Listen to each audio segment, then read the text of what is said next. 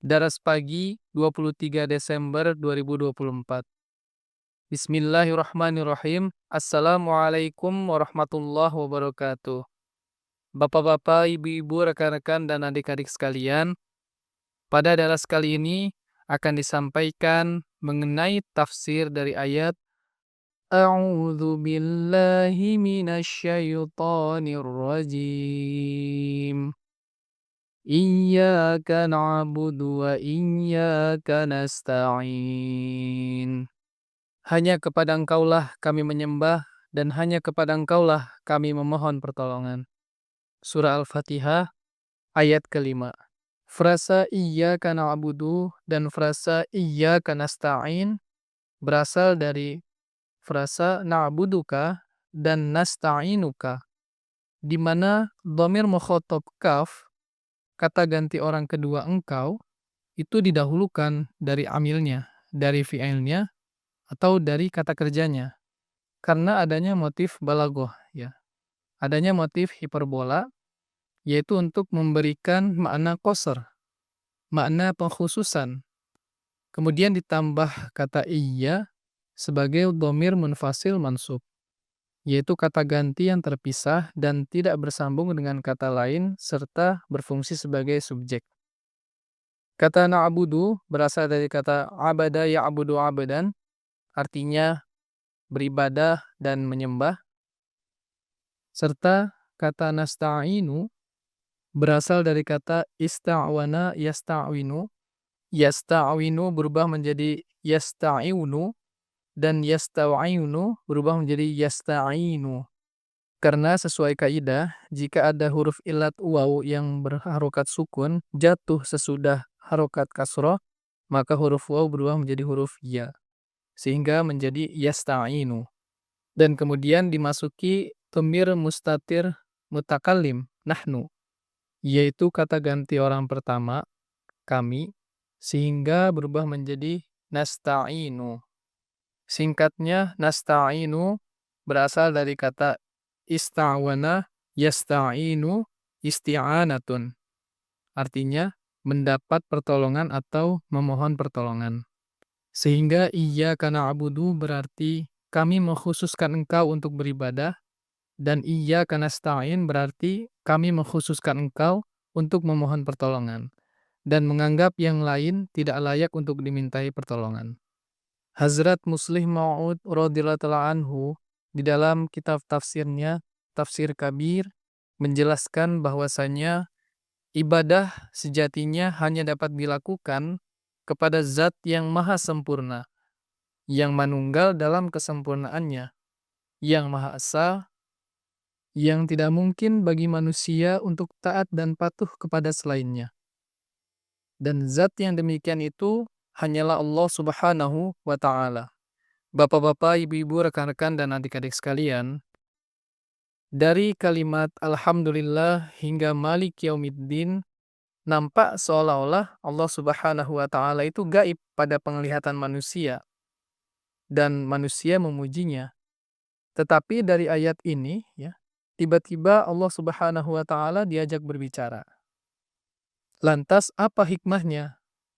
Huzur As-Sani radhiyallahu ta'ala anhu menjelaskan bahwasanya ini merupakan sebuah contoh husni kalam, sebuah contoh keindahan kalam. Zat Allah Subhanahu wa Ta'ala itu tentunya gaib, dan manusia bisa mengenal Allah Subhanahu wa Ta'ala melalui sifat-sifatnya. Lalu dengan berzikir kepadanya, dengan mengingatnya, manusia menjadi dekat dengannya, sehingga mampu melihatnya dengan mata penglihatan ruhani. Ya. Kemudian dengan memperhatikan secara seksama keempat sifatnya itu, matanya seolah-olah akan terbuka, sehingga kecintaan kepada Allah Subhanahu wa Ta'ala yang luar biasa akan tumbuh di dalam hatinya.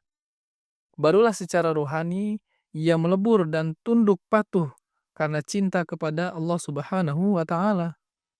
Tanpa disadari ia akan berteriak, "Wahai Tuhan, hanya kepada Engkaulah aku beribadah, dan hanya kepada Engkaulah aku memohon pertolongan."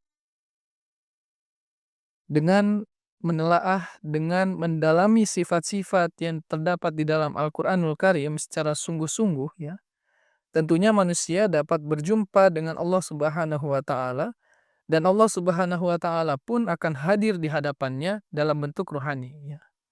Di dalam hadis Muslim Kitabus Shalah bab wujub qiraatil Fatihah fi kulli rakaat diriwayatkan bahwasanya Rasulullah Shallallahu alaihi wasallam bersabda, Allah Subhanahu wa taala berfirman, "Aku telah membagi surat Al-Fatihah untukku dan untuk hambaku, untukku setengah dan untuk hambaku setengah lagi." Ketika hamba berkata, Alhamdulillahirabbil alamin, Allah Ta'ala berfirman, hambaku memujiku. Ketika ia berkata, Ar-Rahman Ar-Rahim, dia berfirman, hambaku menyanjungku. Ketika ia berkata, Malik Yaumiddin, dia berfirman, hambaku mengakui kekuasaanku.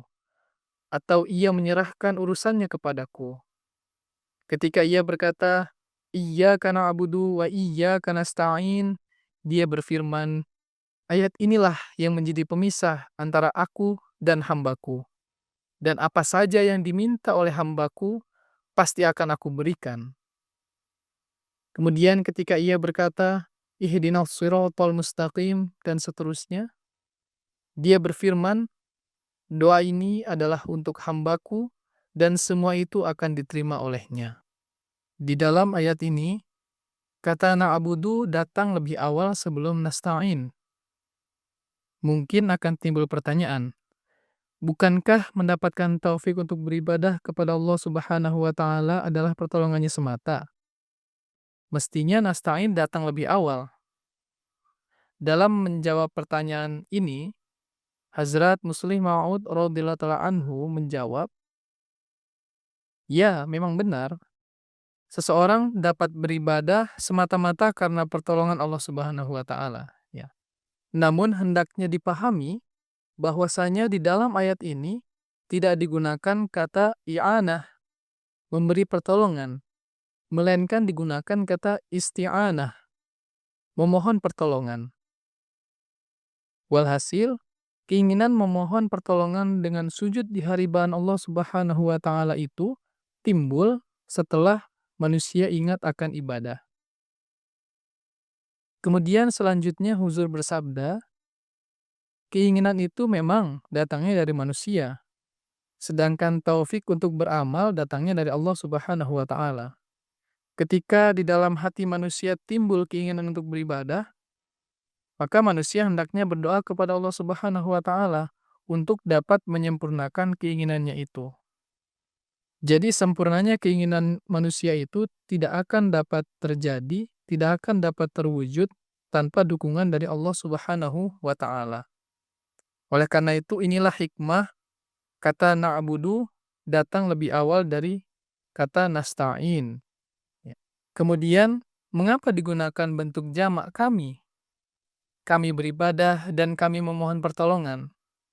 Hikmahnya adalah Islam adalah agama untuk seluruh umat manusia. Dan Islam menginginkan kemajuan untuk seluruh umat manusia. Beribadah, memohon petunjuk, dan pertolongan, semua itu dapat terjadi jika dilakukan secara berjamaah, jika dilakukan secara bersama-sama. Walhasil, bapak-bapak, ibu-ibu, rekan-rekan, dan adik-adik sekalian, inilah hikmah-hikmah yang terkandung di dalam ayat Iyyaka na'budu wa iyyaka nasta'in. Demikianlah daras pagi kali ini. Insyaallah ta'ala akan dilanjutkan besok. Wassalamualaikum warahmatullahi wabarakatuh.